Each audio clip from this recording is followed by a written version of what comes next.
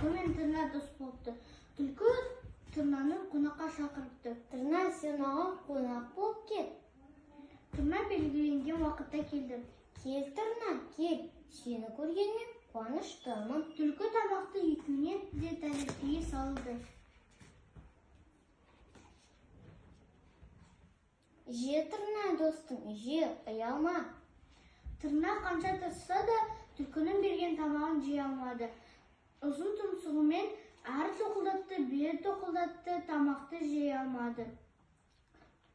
Түлкі өзінің тәрелкесіндегі тілімен жалап жеп қойды да Тырнаға айтты.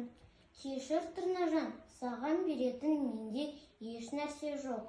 Жарайды, сен де маған қонаққа кел. Деді Тырна. Келесі түлкі Тырнаға қонаққа келді. Амансың ба, Тырнажан, жағдайың қалай? Бәрі жақсы ма? Қайырлы күн, түлкішек, сені күтіп отырмын. Тырна түлкіні үйіне кіргізіп, үстелдің үстіндегі сұйық тамақ құйылған құмыраны береді. Же, Түлкіжан, же, ұялма. Шамам келгенше дәмді дайындауға тырыстым.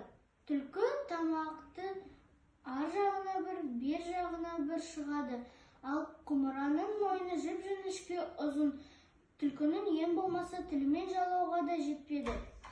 Ал Тырна ұзын тұмсығымен тамақты ішіп жатып, түлкіге қуана қарап қояды. Түлкі, сен неге ішпейсің? Менің тамағым ұнамай ма? Келесі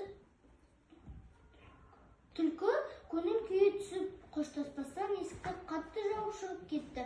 Ал Тырна болса қанатын қалып қала берді. Содан бері түлкі мен Тырна дос болмайтын болды.